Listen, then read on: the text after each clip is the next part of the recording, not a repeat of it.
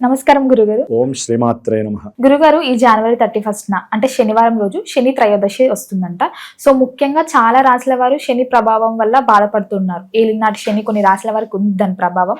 So ముఖ్యంగా ఎలాంటి దాన ధర్మాలు చేస్తే, ఎలాంటి పూజలు చేస్తే ఈ శని ప్రభావం తగ్గుతుందంటారు? తప్పకుండానమ్మా.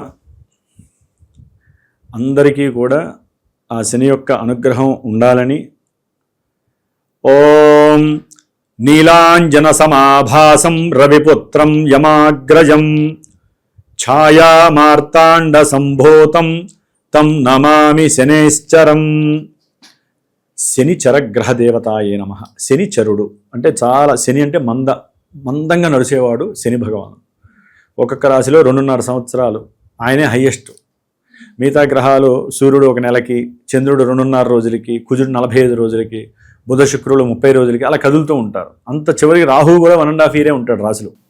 శని భగవానుడు అట్లా కాదు, ఇంకా ఈయన వక్రిస్తే ఇంకో 3 నెలలు పెంచుకుంటాడు. 2.5 కాస్త 2.5 సంవత్సరాలకి ఇంకో 3-4 నెలలు పెంచుకొని అక్కడే ఉంటాడు ఆయన, ముందుకి వెనక్కి. సమస్య ప్రతి మానవుడికి ఎక్కడయ్యా వచ్చేదంటే శని భగవానుడే. శని అంటే చాలు ఎగిరి గంతేసి వెనక్కి వెళ్ళిపోతూ ఉంటారు. అసలు భయం ఎవరికి పొందాలంటే రాహువుకి భయపడాలి, కేతువుకి భయపడాలి, లేదా కుజుడికి భయపడాలి. అంతేంటే వీళ్ళు డైరెక్ట్గా చేసేస్తారు ఏదైనా. శని చెయ్యడు, కర్మని అనుభవింపజేస్తాడు. అంటే ఒక డిసిప్లిన్ నేర్పిస్తాడు, క్రమశిక్షణ. అసలు ఒక మనిషి నిలబడి ఉండాలన్నా, ఒక భూమి తన ఇరుసు మీద తను ఒక క్రమశిక్షణగా ఒకే సమయం మెయింటైన్ చేస్తూ తిరుగుతుందంటే శని అనుగ్రహం ఉంటేనే ఆ విధంగా జరుగుతాయి. సూర్యుడి యొక్క శక్తితో తిరుగుతున్నాయి గ్రహాలన్నీ, కానీ ఎక్కడా కూడా ఇబ్బందులు లేకుండా కరెక్ట్గా తిరుగుతుందిగా భూమి ఇరుసు మీద. అట్లాగే మనిషి కూడా పూర్వజన్మలో మనం ఏం చేసామో మనకేం తెలియదు, ఏ పాపం చేశామో మనకేం తెలియదు. ఓన్లీ పాపకర్మల్ని నివృత్తి చేసేవాడే శని భగవానుడు. అవి పోతే మనం చేసుకున్న పుణ్యకర్మలన్నీ బయటకు వస్తాయి. అంతే కదమ్మా. ఇప్పుడు మనం ఏదైనా ఎక్స్ట్రాగా తింటాం ఒక్కోసారి, ఏ ప్రయాణాలు చేస్తూ తినకూడని చోట ఏదో గబాలను నూనె వస్తువు తింటాము. అదేమవుతుంది, ఆల్రెడీ ఇంట్లో భోజనం చేసి వస్తాం. దానివల్ల ఏమవుతుందంటే కడుపులో తిప్పి వాంతి అయితే కానీ ఆ తలకాయ నొప్పులు, శరీరం నొప్పులు పోయి మళ్ళీ హ్యాపీగా ఉండలేము. అంటే ఆ దోషం వెళ్ళిపోవాలిగా. మరి ఆ దోషాన్ని పోగొట్టేవాడే ఈయనే. ఆ కర్మని ఆ సమయానికి ఇస్తాడు ఆయనే, తీసేసేది ఆయనే. ఆ కర్మని ఇవ్వడానికి ఇంకా గ్రహాలన్నీ పాల్పడతాయి, తీసే శక్తి ఒక్క శని భగవానుడికే ఉంది. ఒక ఉదాహరణగా చెప్పుకుంటే అమ్మా, మనం పీలుస్తున్నటువంటి వాయువుకి సంకేతము, ముఖ్య ఆధారము ఆయనే, మూలము. ఉచ్ఛ్వాస నిశ్వాసాలు, ఆక్సిజన్ పీల్చుకుంటున్న లోపల ఉన్న కార్బన్ డైఆక్సైడ్ అయినటువంటి విషవాయువే కదా, అది ఉంటే ఏమవుతుంది, శరీరంలో అవయవాలన్నీ దెబ్బతింటాయి. ఊపిరితిత్తుల నుంచి బయటికి తీసేస్తాడు ఒక రంధ్రం ద్వారా. అంటే వాయువుని సంప్రోక్షణ చేస్తాడు, ఫిల్టర్ చేస్తాడు, మంచి వాయువుని లోపలికి పంపిస్తాడు, బయటికి తీసేసి మనం ఉన్నంతలో మనల్ని కాపాడుతున్నాడు, గుండె కరెక్ట్గా కొట్టుకునేది చేస్తున్నాడు. అట్లాగే మనం తిన్నటువంటి భోజనాలు కానీ, తాగినటువంటి ఏదైనా ద్రవ్య పదార్థాలు కానీ, అంటే మిల్క్ కానీ, లేకపోతే కాఫీ టీలు కానీ, లేకపోతే మంచినీళ్ళు కానీ, వీటిల్లో ఎంతవరకైతే రక్తంతో కలవాలో ఆ పార్ట్లన్నీ రక్తంలో కలిసి మిగతా మలిన పదార్థాలన్నీ కూడా మనకున్న నవరంధ్రాలలో ఒక రంధ్రం ద్వారా తీసేస్తాడు ఆయన. అంటే శని భగవానుడు ఎంత గొప్పవాడు. అట్లాగే మనలో ఉన్నటువంటి మనకు ఉన్నటువంటి వెంట్రుకలకి కూడా ఆయనే మూలము. శని భగవానుడికే వెంట్రుకలకి మూలం. మనకి శరీరంలో దుర్గంధాలు కష్టపడితేనే కదా, వ్యాయామం చేయడం ద్వారా, వాకింగ్ చేయడం ద్వారా ఏమవుతుంది, లోపల ఉన్నటువంటి చెమట దుర్గంధాలన్నీ కూడా చెమట రూపంలో, అంటే వెంట్రుకలు ఉంటేనే బయటికి రావడానికి ఎక్కువ అవకాశాలు ఉంటాయి. అంటే ఆయన ఎంత గొప్పవాడు. లోపల ఏది ఉంచనివాడు, మన శరీరాన్ని ఆయుష్ని ఇస్తాడు ఆయన. ఆయన అనుగ్రహం లేకపోతే శరీరము అంతేగా, ఇక మనం బతకమనే అర్థం. కాబట్టి ఆయుష్ కారకుడు ఎవరయ్యా అంటే శని భగవానుడు. ఆయుష్ను తీయడు ఆయన, తీసేంత పని చేస్తాడు ఆయన. ఎందుకు బతుకున్నాను రా, ఈ బతుకు అవసరమా అనే స్టేజ్కి తీసుకెళ్ళిపోతాడు. అక్కడే మర్మాన్ని క్రియేట్ చేస్తాడు. అప్పుడు మన మిగతా గ్రహాల యొక్క సిస్టమ్ అంతా ఆపరేట్ అయిపోతుంది. ఆ స్థితికి వచ్చాక ఇంకా శని ఏం చేస్తాడండి మనల్ని. ఒక దుర్మార్గుడుతో మనం మాట్లాడుతూ ఎంత మాట్లాడినా వాడు వాదిస్తాడు మూర్ఖత్వంతో మన మీదకి వస్తున్నప్పుడు, అరే నాయన నువ్వే గొప్పవాడివి, నేను అల్పుణ్ణిరా బాబు, నన్ను వదిలేసారా, నేను ఓడిపోయాను అన్నారనుకోండి, వాడు కొట్టినా మీరేం చేయలేదు, తిట్టినా ఏం చేయలేదు, ఏం చేస్తాడు? చంపడగా. చంపడం. నమస్కారం చేస్తే అవతల వాడు వదిలేస్తాడు. అట్లాగే భగవానుడు అంటే ఇప్పుడు మానవ లౌకిక ప్రపంచంలో మనం అనుకున్నవి ఆయన దగ్గరికి తీసుకెళ్ళకూడదండి. ఆయన్ని మనం ప్రార్థన చేయాలి. నాయన శని భగవంతుడా, జన్మని చాలా చక్కగా అనుభవిస్తున్నాను, మధ్య మధ్యలో ఈ ఏలినాడి శని ప్రభావాలు, అష్టమ శని ప్రభావాలు, అర్ధాష్టమ శని ప్రభావాలు, ఎన్నో రకాలైనటువంటి ప్రయత్న కార్యాలన్నిటిలో ఆటంకాలు, ఆలస్యాలు, పెళ్ళిళ్ళు చేసుకోలేకపోతున్నాం, చేసుకున్న వాళ్ళు విడిపోతున్నారు, ప్రమాదాలు జరిగే అవకాశాలు కనిపిస్తున్నాయి, అట్లాగే ఉద్యోగాలు పోతున్నాయి, ఉద్యోగాలు లేవు, పిల్లలకి చదువులు రావట్లేదు. ఒకటి కాదు, అన్ని సమస్యలు కర్మతో సమానమే. చదువుతూ మంచిగా చదువుతూ ఎక్కడో శనితో లింక్ అయి ఉందనుకోండి సిస్టము, వాడి చదువులో ఆటంకాలు వస్తాయి. అట్లాగే ఎప్పుడు యాక్టివ్గా ఉండేవాడు, అదేదో అంటారు చూసారా, ఎప్పుడు పడుకునే ఉంటాడు వాడికి. ఇదేంటి ఎప్పుడు యాక్టివ్గా పరిగెత్తేవాడు, తిరిగేవాడు, ఎప్పుడు ఏదో ఒకటి చేస్తూ ఉండేవాడు, ఏంటి ఇట్లా పడుకున్నాడంటే శని వచ్చి నెత్తి మీద కూర్చుంటాడు, వాడు పడుకునే ఉంటాడు ఎప్పుడు, నిద్ర మొత్తం. అందుకనే అధికంగా నిద్రపోయేటటువంటి వాడు ఎదగలేడు. దరిద్ర దేవత వచ్చి ఆవహిస్తుంది, జ్యేష్ఠాదేవి, శనికి అత్యంత ప్రీతికరమైనటువంటి మహానుభావురాలు. అందుకనే నిద్రావస్థకి శనే మూల కారణం. కొంతమంది నిద్ర పట్టక ఏడుస్తూ ఉంటారు చూసారా, శని అనుగ్రహం లేకపోతే నిద్ర పట్టదు. మనం పడుకోగానే కొంతమంది ఆదమరిచి నిద్రపోతారు చూసారా, బండి మోసేవాళ్ళు, వ్యవసాయ కూలీలు, వీళ్ళందరూ బాగా కష్టపడి ఎవరైతే చేస్తారో శని వచ్చి జో కొడతాడు వాళ్ళకి. అంటే అంత మంచి సుఖమైనటువంటి నిద్రనిస్తాడు. నిద్ర లేకుండా చేసేది ఆయనే, మంచి నిద్రనిచ్చేది ఆయనే. ఈ ఏలినాడి శనిలో, అష్టమ శనిలో, అర్ధాష్టమి శనిలో నిద్రనిచ్చి ప్రమాదాలు సృష్టిస్తాడు, నిద్ర లేకుండా ప్రమాదాలని సృష్టిస్తాడు. నిద్ర పట్టట్లేదు అనుకోండి, నిద్రపోకపోతే ఏమవుతుంది? శరీరం కృషించుకుపోవట్లా, అవయవాలన్నీ శుష్కించుకుపోవట్లా, అంత యాక్టివ్ కూడా ఉండరు. కొంతమంది యాక్టివ్గా ఉండి ఏలినాడి శనిలో ఏదో శని వచ్చేసరికి శుష్కించుకుపోతారు. మంచి నల్లగా ద్రాక్ష పళ్ళు ఉంటుంది, అది కాస్త కిస్మిస్ అయిపోతుంది చూసారా, ద్రాక్ష పండు నుంచే కదా ఎండిపోతే కిస్మిస్ అయ్యేది, అట్లా అయిపోతాడు. కారణం ఆయన ఏదో రకంగా 2.5 సంవత్సరాలు వాడిని పరిపాలిస్తూ ఉంటాడు. అందుకనే శని భగవానుడు అంటే మనందరికీ భయపడాల్సిందే, భయపడాలతాం అంతే. కానీ ఆ భయాన్ని జయించాలంటే ఏదో ఒక దేవతని మనం ప్రార్థన చేసుకోవాలి, ఉపాసన చేయాలి. శని భగవంతుడిని నాయన నీవే రక్ష, నీవే దిక్కు, మా యందు నీవు అనుగ్రహమైనటువంటి వీక్షణలు చేయి తండ్రి అని చెప్పి ఆయనకి చక్కగా జపాలు, తపాలు, హోమాలు, దానాలు ఇవ్వటం, ఇవన్నీ చేసుకుంటేనే శని శాంతింపబడతాడు అని శాస్త్రం ఏమేం చెప్పేది కాదు. మరి అలాంటి వాటిల్లో ప్రతి శనివారానికి విశేషం ఉంటే ఈ యొక్క కొంతమంది రాశులు వాళ్ళు ఉన్నారమ్మా, కుంభరాశి, మీనరాశి, మేషరాశి. ఈ ముగ్గురికి కూడా ఆల్రెడీ తెలుసు, అమ్మో ఏలినాడి శని గురువు గారు, అమ్మో ఏలినాడి శని అని చెప్పి ఫోన్లు చేసి, లేకపోతే వాళ్ళు కూడా తెలిసిన వాళ్ళ దగ్గర కంగారు పడిపోతున్నారు. అష్టమ శని, సింహరాశి వాళ్ళకి అష్టమంలో శని, ధనుస్సు రాశి వారికి అర్ధాష్టమంలో శని.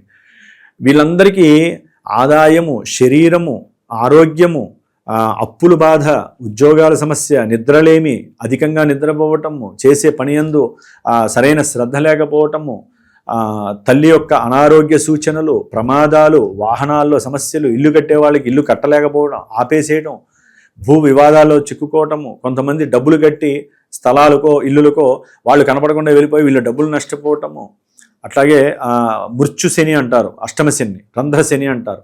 అంటే డైరెక్ట్గా మనం దగ్గరికి వస్తే ఒక చిన్న వస్తువు కూడా భూతద్దంలో చూస్తే పెద్దది కనిపిస్తే భయపడం, అక్కడ దాకా మృత్యువుని తీసుకొచ్చి ఒక్కసారి మళ్ళీ వదిలేస్తాడు ఆయన. ఏదో గ్రహం కాపాడుతూ ఉంటుంది మళ్ళీ వీళ్ళని. లేదు కర్మ చాలా బలీయంగా ఉంది అంతే, ఆ దగ్గరికి వచ్చిందంటే ఇక అదొక బ్లాక్ హోల్లోకి లాగేస్తాడు ఆయన. ఏదో ఒక గ్రహం కాపాడుతుంది, ఏదో ఒక పూజా పునస్కారం కాపాడుతుంది. ఈ వీడు ఇక వాళ్ళ తల్లినో తండ్రినో ఆరాధించే వాళ్ళు ఉంటే వాళ్ళ యొక్క ఆరావిని కాపాడుతుంది. లేదా గురువుల్ని పోషించే వాళ్ళు ఉంటారు, ఎన్నో అనాథాశ్రమాలకి లేకపోతే జపతపాలు, హోమాలు చేయించే వాళ్ళు ఉంటూ ఉంటారు. ఇవన్నీ తెలిసి భయం లేకుండా ధైర్యంగా, అంటే నేను సంపాదించే 10 రూపాయల్లో ఒక 2 రూపాయలు దైవానికి ఖర్చు పెడతానని చెప్పి చాలామంది ఖర్చు పెట్టుకుంటారు. మరి కర్మని ఏ విధంగా నివృత్తి చేయాలమ్మా? మనమే తిని మనమే ఖర్చు పెట్టుకుంటే దాని కర్మ నివృత్తి కాదు. అందుకనే ఇవన్నీ మన శాస్త్రులు, మన యొక్క మన యొక్క యోగులు, ఋషులు అందరూ కూడా ఈ కార్యక్రమాలు ఎందుకు పెట్టారంటే, నువ్వు సంపాదించిన సొమ్ములో ఏదో రకమైనటువంటి దానాన్ని ప్రక్రియగా చెయ్యి. దాని ద్వారా నీ కర్మ అనేది అలా వెళ్ళిపోతూ ఉంటుంది, పక్కకి వెళ్ళిపోతుంది, లేకపోతే నీలోనే ఉంటుంది. ఆ కర్మకి పూర్తిగా ఆయన సాఫ్ చేసేస్తాడు శని భగవానుడు, లేవనీయకుండా చేస్తాడు ఆయన. మరి అలాంటిది ఈ యొక్క శని త్రయోదశి ఈ మాఘమాసంలో జనవరి 31వ తేదీన దాదాపు 8 గంటల 40 నిమిషాలు ఉదయం వరకు ఉంటుంది. కాబట్టి ఇందాక చెప్పిన రాశుల వాళ్ళు, కన్యా రాశి వాళ్ళు ముఖ్యంగా భార్యాభర్తలు ఊరినే గొడవలు, పుట్టింటికి వెళ్ళిపోవటము, లేకపోతే ఇద్దరు విడిపోవటము, బంధువులతో సమస్య, ఉద్యోగంలో సమస్యలు, ఉద్యోగాలు వదిలేసిన వాళ్ళు, విదేశాల్లో ఉన్నవాళ్ళు ఇక్కడ రావడానికి ప్రయత్నాలు చేసినా జరగకపోవటం, ఒకటి కాదు ఎన్ని ఉన్నాయో అన్ని. ముఖ్యంగా పార్ట్నర్షిప్ బిజినెస్లు, వీళ్ళకి కూడా కన్యా రాశి. వీళ్ళందరూ తప్పకుండా శనిగ్రహ జపాలని, క్షీర తర్పణాలు చేయించుకోవటం, శనిగ్రహ దానాలు ఇవ్వటము, అంటే నువ్వులు అవన్నీ ఉంటాయిలేండి, బియ్యము అవన్నీ ఎవరికి తోచిన విధంగా వాళ్ళు చెప్తారు దేవాలయాల్లో. అట్లాగే ముఖ్యంగా తిలహోమము, అంటే నువ్వులతో హోమం స్వామివారికి, బెల్లము నువ్వులు కలిపి స్వామివారికి వాళ్ళ కూర్చొని చేస్తూ ఉండాలి, ఒక బ్రాహ్మణ్ణి పెట్టుకొని. ఈ విధంగా కనుక వాళ్ళు చేసుకున్నట్లయితే ఉన్నంతలో ముందు ఈ ఆగిపోయిన కార్యక్రమాలు కానీ ఇబ్బందులు కానీ తొలగిపోయి ఒక 4 స్టెప్స్ అన్న ముందుకు వేస్తారు. పరిపూర్ణంగా ఎంత చేసినా కూడా జరిగేది మాత్రము జరుగుతూనే ఉంటుందమ్మా. కొంత మనం లాక్కోవడానికి అవకాశం ఉంటుంది మన యొక్క స్వశక్తి చేత. కండిషన్ అప్లై అని చెప్పి మనం చేసే పూజలకి ఆయన మరి చేసాము, మమ్మల్ని కాస్త దారి ఇవ్వమంటే కాస్త దారిస్తాడు ఆయన, అయితే ఆయనే ఆపేస్తాడు సిస్టమ్. అందుకని తప్పనిసరిగా చేయాలి. ఈ యొక్క శని త్రయోదశి మరి ఈ జనవరి 2026వ సంవత్సరంలో మొట్టమొదటి వస్తుంది. ఇంకా 2-3 వస్తాయి. మామూలుగా మనకి ఒక్కోసారి 5 రావచ్చు, ఒక్కోసారి 1 వస్తుంది. ఇంకా ముందు మనకి ఏప్రిల్ ఇంకా ఆ టైంలో కూడా శని త్రయోదశి వచ్చే అవకాశాలు ఉన్నాయి. పౌర్ణమి ముందు వస్తుంది. కాబట్టి ప్రాతకాలం శన్యూష కాలంలోనే సూర్యోదయానికి ముందే చక్కగా తలస్నానం చేసేసేసి శివాలయంలోనూ హనుమంతురాలయంలోనూ నవగ్రహాలు ఉంటాయి. నవగ్రహాలకి ప్రదక్షిణం శని ముందు చక్కగా ఒక 8 ఒత్తులు నువ్వుల నూనె దీపారాధన పశ్చిమం వైపే పెట్టి వెలిగించాలి. కింద నవధాన్యాలు లేదా నల్ల నువ్వులు లేదా ఉప్పన్న వేయాలి. కింద ఉప్పేసి ఉప్పు పైన ప్రమిద పెట్టి చేసుకొని ఒక రూపాయి బిళ్ళ కాస్త నువ్వులు చుట్టూ తిప్పుకొనైనా అది వేసేస్తే ఘోష పోతుంది. ప్లస్ నరఘోషలు పోవడంతో పాటుగా మనకు ఉన్నటువంటి పూర్వజన్మ కర్మదోషాలు కూడా తొలగిపోతాయి. ఇక్కడ వేయొచ్చమ్మా, కాస్త దిష్టి తీసుకొని వేసుకోవచ్చు. మనం ఆ నూనెలో వేసేసుకొని 19 ప్రదక్షిణాలు చేస్తారు. చేసిన తర్వాత ఏదైనా బ్రాహ్మడు వస్తే అక్కడ, లేకపోతే ఇంట్లోనే సరే కాళ్ళు కడిగి 1 కిలో ఉప్పు, 1 కిలో నువ్వుల నూనె ఒత్తులు, అట్లాగే ఒక 50 గ్రాముల నల్ల నువ్వులు, 1 కిలో బియ్యం, దానికి సంబంధించిన సంభారాలన్నీ దగ్గర పెట్టుకొని బ్రాహ్మడికి చక్కగా వాళ్ళ యొక్క నక్షత్రాలన్నీ చెప్పుకొని సంకల్పయుక్తంగా దానం చేయాలి. ఎవరైనా హోమాలు చేసే చోట మీ గోత్రనామాలు ఇచ్చుకొని చేసుకోవడం చాలా ఉత్తమం. ఇప్పుడు మా పీఠంలో నేను చేస్తున్నాను, రేపు జనవరి 31 శనిగ్రహ హోమం చేస్తున్నాను, అంటే ముఖ్యంగా నవగ్రహాలతో పాటుగా. కాబట్టి అట్లా ఎక్కడైనా సరే అవకాశం ఉన్న చోట చక్కగా చేయించుకోవచ్చు. ముఖ్యంగా మాత్రము ఆ రోజున తల్లి అందుబాటులో ఉన్నవాళ్ళు తల్లి పాదాలకి వాళ్ళ యొక్క శిరస్సుని ఉంచి నమస్కారం చేయండి. మీకున్న సమస్త దోషాలు వెళ్ళిపోతాయి. తల్లికి అంత శక్తి ఎక్కువ ఉంటుంది. ఎందుకంటే శని భగవానుడికి తల్లి అంటే అంత ఇష్టం, ఛాయాదేవి అంటే. ఎందుకంటే సూర్యుడు మోసం చేశాడని ఈయన కోపం. అందుకని తల్లిని అమితంగా ఇష్టపడతాడు. కాబట్టి తల్లి ఎవరైనా తల్లికి సంబంధించిన వాళ్ళు అనారోగ్యపరంగా తల్లి ఇబ్బంది పడుతున్నా, లేకపోతే తల్లి యొక్క ఆరోగ్యరీత్యా ఏమైనా ఇబ్బందులు ఉన్నా, తల్లికి కొడుకు విభేదాలు ఉన్నా, ఆ రోజున చక్కగా తల్లి పాదాలు స్పృశించినట్లయితే, తల్లికి ఏదైనా సరే మీరు ఆవిడకి ఇష్టమైనది చేసినట్లయితే కనుక వాళ్ళకి ఈ దోషాలు పోతాయి, శనిగ్రహ దోషాలు తొలగిపోతాయి. ఆయన అనుగ్రహం తొందరగా వచ్చే అవకాశం ఇది. కాబట్టి ప్రతినిత్యము తల్లికి నమస్కారం చేస్తే అసలు ఈ ఏళ్ళనాడు శనులు వాళ్ళకి కనపడం అనుకోండి. ఈ రోజు చేయడం ద్వారా కొన్ని అనుకూలమైనటువంటి పరిస్థితులు, స్త్రీ అయినా పురుషులైనా ఎవరైనా అందుబాటులో తల్లి ఉంటే మటుకు చక్కగా చేయడం చాలా విశేషము. అంతకుముందు వరకు అడిచిన దోషాలు ఉంటే మన కోపాలు వస్తాయి కదా, తల్లి నడిచిన వాళ్ళు ఉంటారు, సరే కొంతమంది ఇక అనకూడదు తిట్టిన వాళ్ళు ఉంటారు, కొట్టిన వాళ్ళు ఉంటారు. ఇక వాళ్ళు నమస్కారం కాదు కదా, తల్లికి ఏం చేసినా ఇక వాళ్ళకి దోషాలు పోవండి. ఈ జన్మే కాదు, కొన్ని 100 జన్మలు తల్లిని తిట్టినా కొట్టిన వాళ్ళకి దోషాలు పోవు. సాక్షాత్తు శివుడు వచ్చినా వాళ్ళ దోషాలు పోవు. కాబట్టి తల్లిని గబాలన కోపంతో అరిచిన వాళ్ళు ఉంటారు, కొంతమంది విసుక్కున్న వాళ్ళు ఉంటారు. ఆ దోషాలన్నీ ఈ రోజు ఆవిడ స్పృశిస్తే పోతాయి. తల్లి అంత ఆనందపడుతుంది, శనీశ్వరుడు ఆనందపడతాడు, తల్లి ఆనందపడతాయి. అందుకని ఈ విషయం ఇంతవరకు చేసుకొని చక్కగా దాన ధర్మాదులు చేసుకొని, ఎవరికైనా నల్ల జీడీలు ఉంటాయి కదా, సున్నుండలు కానీ మినువులతో చేసినవి, అదే నల్ల తెల్ల నువ్వులతో జీడీలు చేస్తారు. అవి స్వామివారికి నైవేద్యం పెట్టి అందరికీ ఇవ్వచ్చం, తప్పులేదు. ఆ ప్రసాదం తీసుకోవాలి వేరే వాళ్ళు. కొంతమంది అది ఇచ్చేసరికి భయపడతారు, అదే దోషంగా. దానం ఇవ్వట్లేదుగా, చక్కగా స్వామివారికి నైవేద్యం పెట్టి పెడితే తినడానికి ఏమైంది. కాబట్టి వీళ్ళు కూడా తినచ్చు. కాబట్టి ఈ విధంగా చేసుకుంటూ కొబ్బరి చెట్టు ఉంటుంది కదా, ఆ కొబ్బరి చెట్టు చుట్టూ కూడా వాళ్ళ మనసులో ఏదైనా సంకల్పం చెప్పుకొని కోరికైతే కోరిక, దోషాలైతే దోషం పోవాలని చెప్పి ఆ కిలో ఉప్పుని చేతితో జల్లాలి. ఊరినే ప్యాకెట్లతో జల్లేయకూడదు. చేతిలో తీసుకొని చక్కగా కొబ్బరి చెట్టు చుట్టూ వేశారనుకోండి. ఎందుకంటే ఆ కొబ్బరి చెట్టు ఈ ఉప్పు నీళ్ళతోనే కొబ్బరి బోండం అనేటటువంటిది వస్తూ ఉంటుంది కదా, లోపల నీళ్ళు అవి స్వచ్ఛమైన నీళ్ళు, ప్రకృతితో లింక్ అయి ఉంటుంది. ఇలా చేయడం ద్వారా ఏంటంటే ఆ ఉప్పు ద్వారా దోషాలు పోతాయి. అంటే దానం ఇచ్చుకోలేని వాళ్ళు ఉంటే చిన్న చిన్న ప్రయోగాలు, జీడి ఉండలు పెట్టడము అట్లా, లేదా బయట కాస్త ముష్టెత్తుకొని అడుక్కునే వాళ్ళు ఉంటారు కదా, ఆ కూర్చొని వాళ్ళకి ఏంటంటే ధనం బదులు ఏదైనా వడలు, అంటే ఇప్పుడు ఏంటంటే శని ఇంట్లో రాహు కూడా ఉన్నాడు కాబట్టి రాహు దోషాలు కూడా వెళ్ళిపోతాయి. మినప వడలు ఉంటాయి కదా నూనెలో చేసినవి, అవి చక్కగా ఒక 8 మందికి ప్యాకెట్లతో చేసేటప్పుడు శివార్పణం అనుకుంటే ఇవ్వాలి. మీది కాదు, శివార్పణం. ఆ వ్యక్తిలో శివుడు ఉన్నాడు అనుకోండి, శివుడికి అర్పిస్తున్నట్టుగా నమస్కారం చేయాలి. అలా ఇవ్వటం వల్ల ఏంటంటే శని రాహు దోషాలు 2 వెళ్ళిపోవడానికి అవకాశాలు ఉన్నాయి. ప్రత్యేకించి బ్రాహ్మడికి దానం ఇవ్వాలంటే కొంచెం డబ్బుతో పని ఎక్కువ. ఇవి చిన్న చిన్న పరిష్కారాలు. దీపారాధనలు, ప్రదక్షిణాలు, పూజలు ఇవి చేసిన వాళ్ళు కాళ్ళు కడుక్కోకండి. దానం ఇస్తే కాళ్ళు కడుక్కోవాలి.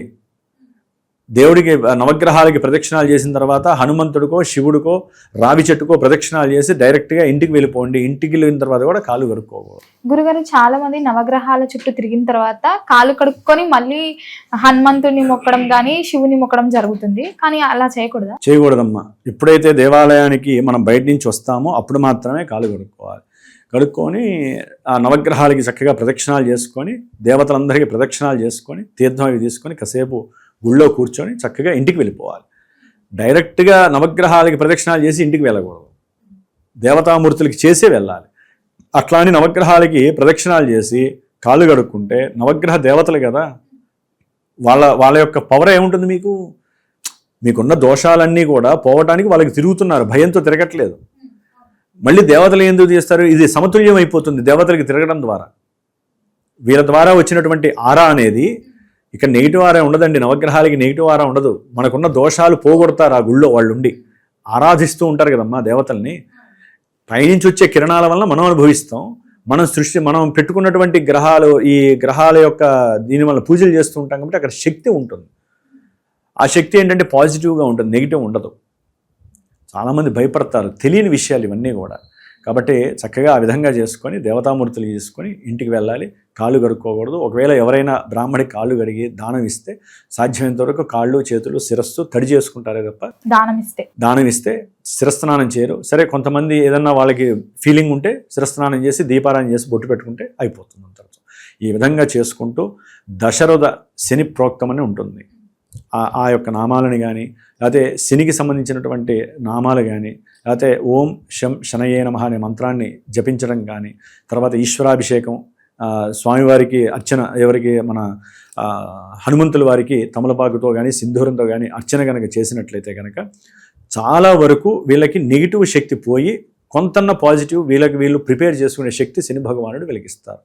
కాబట్టి ఈ శనిగ్రహ దోషం ఉన్నటువంటి వాళ్ళు ఈ ప్రయత్నాలు చేస్తూ మళ్ళీ మీ యొక్క జీవితంలో కూడా మీరు కొంత క్రమశిక్షణ చర్యల్ని ఏర్పరచుకుంటూ భూతదయ కలిగి ఉండి, అందరి యందు కూడా సమానమైనటువంటి దయ కలిగి ఉండి దాన ధర్మాదులు చేసుకుంటూ అవతల వాళ్ళకి సహకారం చేసుకుంటూ మిమ్మల్ని మీరు పోషించుకుంటూ నలుగురిని గనక గమనించుకున్నట్లయితే శని భగవానుడు తొందరగా వీరి దగ్గరికి రాడు.